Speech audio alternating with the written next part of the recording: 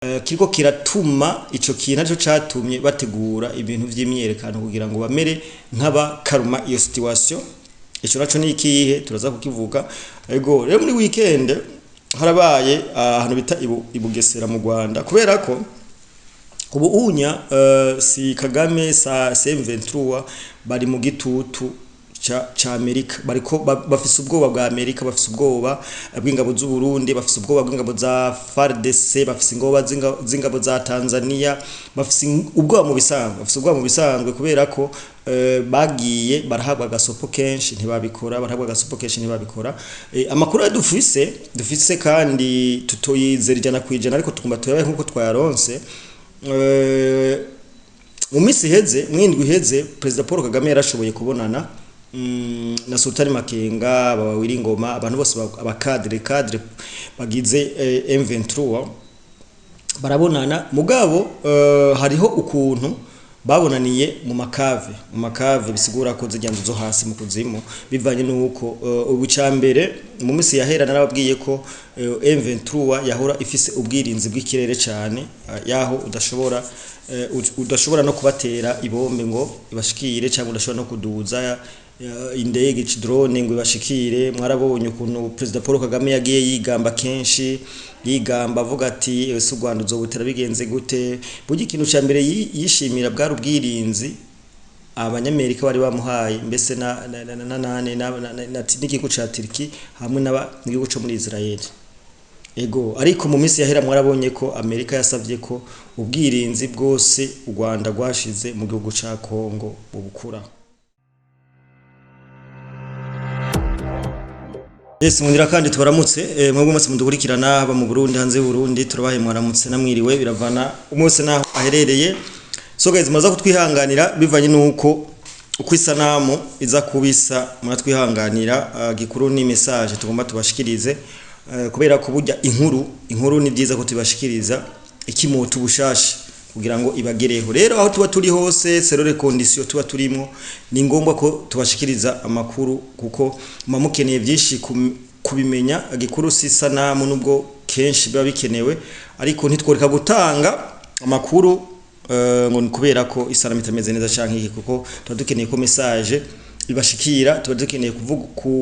kuvuguruza ibinyoma biriko biratangwa ahantu hariya.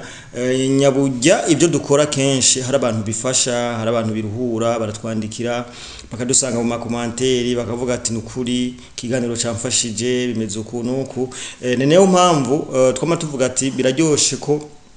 kugira abantu bagutera intege, kugira abantu bagushigikiye, biratwereka ko neza tutariko turatamba twirorera, biratwereka neza ko turiko dukora ibintu mushima. Ego ako imbere ya byose turi kwigerekezo rya 2022, reka tubashimire, tubifurize n'umwaka mushasha. Ego na Noheli nziza, nyabujya ko hasigaye iminsi 2 birumvikana kugira ngo Noheli jemwo iminsi 7 kugira ngo bonane nayo ijemwo. Ego ariko imbere ya byose reka tumane dushimire abantu bamaze kugira subscribe, abantu bamaze kutwereka ko ari umuryango wacu, hama batarakora subscribe mubandanye mubikora. Ego wewe ushitse ubunyene ukore subscribe cyandika ko kakengeri kugira ngo ibiganiro tuzoza tubashikiriza bizoze bibageraho ukuri kwami. Yego tongera tubashimira, twongera tunegura abantu badusanga inbox bakadutuka bakagirane, ariko burya nubwo gutukana biba bikenewe, uko burya nta muntu yubaka atarosaba muca intege, nta muntu yubaka atarosaba abansi benshi. Niyo mpamvu ubona iyo abitutsi byanyu hari cyo byatugira tuba twarahagaritse. Ego tuba twarahagaritse. Niyo mpamvu rero ufise ico waneguye uracandika muri commentaire. Ego kuko turi muri diplomatie, c'est la guerre médiatique turimwo. Ego kuko urafise nibaza ko naho dutuka urafise abo wewe ushigikiye, nako dufise abo dushigikiye, urafise abo ukorera nako dufise abo dukorera. So niyo mpamvu rero atari byiza kwama muja mu makomantire mugatukana mukagirane, ubundi gutukana twe turabinegura. So tugatumwe tubashimire cyane. Uno munsi rero nje tuvugane ku rupfu rwa General Sultani Makenga. Bariko baravuga ibinyamakuru bitandukanye, mbona biriko birabivuga ko. Ego nanje nashimye kubivuga sero na analyse yiwanje canke sero uko ndabizi bihora bigenda mu bintu nk'ibi, iyo kenshi na kenshi ibintu byayangaye, iyo kenshi na kenshi ibintu byahinduye umurisho, byahinduye ingendo. Ego ibintu byahinduye ingendo akenshi hari abantu baba ibitambo. Narevuze kuva kera abantu bazi intambara zibera muri Kongo sijyambere M23 ifashe ibice bimwe bimwe vya Kongo bagiye barabifata kenshi ariko bivanye no kunanizwa n'amakungu canke no kunanizwa n'abantu baba batumye bikaba ngombwa ko basubira inyuma ariko amakuru ahari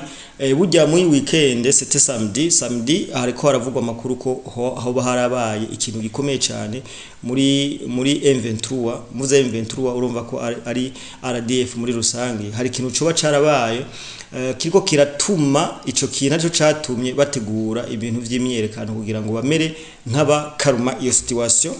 ico naco ni ikihe turaza kukivuga ego rero muri weekend harabaye ahantu bita ibugesera mu Rwanda kubera ko ubu unya si Kagame sa M23 bari mu gitutu ca Amerika bariko bafise ubwoba bwa Amerika bafise ubwoba bw'ingabo z'u Burundi bafise ubwoba bw'ingabo za FARDC bafise ingabo z'ingabo za Tanzania bafise ubwoba mu bisanzwe kubera ko bagiye barahabwa agasopo kenshi ntibabikora amakuru dufise kandi tutoyizera ijana kwijana ariko tugomba tuyabaye nkuko twayaronse mu minsi iheze mwindwi iheze President Paul Kagame yarashoboye kubonana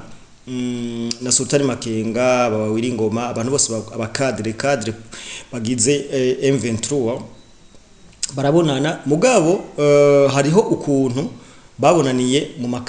makave bisigura ko zijyanzo zo hasi mu kuzimu bivanye nuko ubucambere mu minsi yahera narababwiye ko M23 yahora ifise ubwirinzi bw'ikirere cyane yaho udashobora no kubatera ibombe ngo ibashikire cyangwa udashobora no kuduza indege drone ngo ibashikire mwarabonye ukuntu President Paul Kagame yagiye yigamba kenshi yigamba avuga ati ese u Rwanda uzobutera bigenze gute burya ikintu cya mbere yishimira bwari ubwirinzi abanyamerika bari bamuhaye mbese n'igihugu ca Turkey hamwe n'igihugu cyo muri Israel ego ariko mu minsi yahera mwarabonye ko Amerika yasavye ko ubwirinzi bwose u Rwanda rwashize mu gihugu ca Kongo bubukuraho kabisa kuko si igihugu cyabo rero inama barase ko ibera hejuru nkuko tusanzwe tubikora bahitamo kuyobera mu makave ariko izo kave kugeze isaha hariho satellite y'abanyamerika icontrol ubunda kugira ko Trump ibintu byose pa intambuko iki M23 iterikora abanyamerika bariko barabiraba ni kuvuga bakoresheje technology bakoresheje satellite rero iyo kave bagiyemo kwari gutinya ko bohava bahura nduva gusenya kwa FARDC kabatera ibombe kabagira ikinyabujya ko ubwirinzi bwabo batakibwizeye ijana kwijana bivanye nuko Amerika imaze kugaragaza neza ko itabashigikiye umva bafise ubwoba musi yahera mwarabonye President Paul Kagame avuga ati ngo sinkijyama sinkisiki urumva mwarabonye ibintu ambasaderi aserukira Burundi ibintu yavuze mu nama yaravuze ntitwebwe icumiro cyo gutera u Rwanda ntaho cagiye kubera ko baradusomborokeje muri bukaye ibigwani ibibombe bateye mu ntara c'ibitoke ya kera birahitana abanyagihugu umumama n'umwana muravyibuka byose karagasomborotso kari byose byabaye igihe bagiye mu accord de Washington karagasomborotso kugira ngo Uburundi bwisange bwaguye mu mutego ariko ibyo byose abarundi barashoboye kugirane kubisimba rero u Rwanda rufise ubwoba ko dushobora gutegwa umwanya n'umwanya kubera ko abansi ni benshi b'u Rwanda twaravuze kenshi abansi ni benshi namo nyine barabizi abansi barazi neza ko batazomenya n'uwo bateye niyo mpamvu ubona baguma n'ubwoba rero iyo nama bari bagiyemwo yari ishingiye ku kuntu President Paul Kagame yoba yariyumviriye aricara hasi ariyumvira avuga ati ibintu nubatse mu Rwanda imyaka yose mbega byosambuka kubera jewe vyobomoka kubera jewe kutumva kwanje ibi bintu tora tuvuga izi nguvu dushiramo ibi bintu burya birabashikira kandi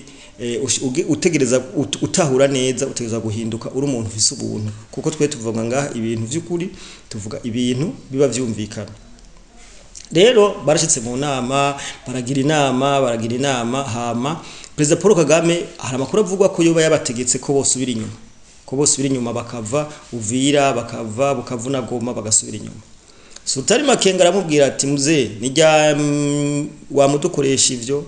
mu 2010 kangahe waradukoresheje ivyo nyine turasubira inyuma ati none n'ubu ugomba asubira inyuma aramwankira kabisa aramwankira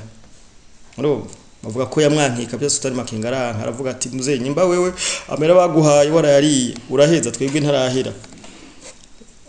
bo nivyo niko byari bimeze bavuga ko mwiyo nama habaye akavuyo cyane aya namakuru y'ibanga yatanzwe na bamwe bavuga ko bari mwiyo nama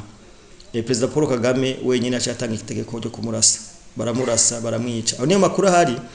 Sultani Makenga bivuga ko yoba yarishwe arashwe na Kagame hariho inyuma yabo imbere yuko abikora hariho iyi nama heruka gukoresha Kagame yayise 17e congrès sinze muravyibuka yarabikoresheje hariya aravuga ko hari abantu bipfuza kumwaka ubuzima aravuga amajambo menshi agerageza guca mu migani aravuga ati n'ababigerageje n'ababatanguriye murazi yo bari ko byabagendekeye yari juste nko gutanga message ko yamaze kwikeka ko hari abantu bari ndani muri RPF inkotanyi bo bifuza kumwambura ubuzima bo bifuza botaba bakiri kumwe bivanye n'abana b'u Rwanda bariko barashirira mu intambara ndavutse ko ntano na hamwe cyane n'abanyamakuru byo mu Rwanda uzobona ko ravuga ko abana bo mu Rwanda bahereye mu ntambara ariko vy'ukuri sukubesha si binyoma mu Rwanda intahe ziriyo mu Rwanda abantu baheze abana b'u Rwanda baheze hari abantu rero bo muri RPF inkotanyi batabishigikiye ikindi kintu kigo kiratuma haba ukuntu muri RPF inkotanyi bariko baramugwanya murazi neza ko igisikare ca RPF inkotanyi cuzuyemwo iki RDF inkotanyi cuzuyemwo intuzeri cuzuyemwo abana b'u Rwanda b'abatutsi kavuga mu bwoko bw'abatutsi kurazi ko ari bo beshi baguriyeyo so rero bavuga ko muri bo batariko baratahura ukuntu abana babo bariko barapfa kubwishi bavugwa mu mashamba ya Kongo ni naho mpamvu abantu mwabonye ryari yashoboye guhindura utwara yashoboye gushobora guhindura arashiraho abantu abashaka mu bwoko bw'abahutu harimo n'utwara ujya mugambwe w'inkotanya RPF inkotanyi marabonye ko yahinduye so ibi rero bisigura ibintu byinshi so ni ibintu nyine uri kurabona ubona iyo biko biraja ni ibintu ubona iyo biko biragendana ko Kagame mu bisanzwe niko biramugendera neza so ni niyo mpamvu yafashe umwanzuro wo kurasa Sultani Makenga kuko yari karamubangamira mu bisanzwe Kagame washaka kuva hariya muri Kongo bivanye no kuntu yaremerewe ntakiryama goma na telefone ukuntu kuiki so birashika canke bikumvikana ko Kagame biba yifuza kuva hariya mugabo bijya vyihebe bya Sultani Makenga bya Wiringoma vyande bikamubera ibamba bikamwankira so no kuvuga iki rero murazi neza ko intambara nkizi iyo byamaze kumera nka kujya canke byamaze gusarisha bigeze ino hari abantu mu bakadre baba ibitambo ubundi Kagame ntazoza kwa paresage mu bantu bahanwa canke mu bafungo ya naba ba Sultani Makenga naba Wiringoma n'abakorera inanga nibo bazoshobora kugirane guhura n'ibibazo bitandukanye so inkuru yari iyo amakuru hari nayo nyimba ari byo atari byo tuzobatohoreza ariko amakuru hari umwe ariko avuga ko Colonel Dani Sultani Makenga General Sultani Makenga yo bayitavye Imana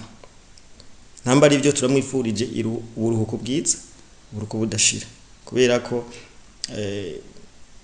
niko bigenda ingwado rayitangura ariko ntumenya uko yarangiye turakunda cyane so bye bye.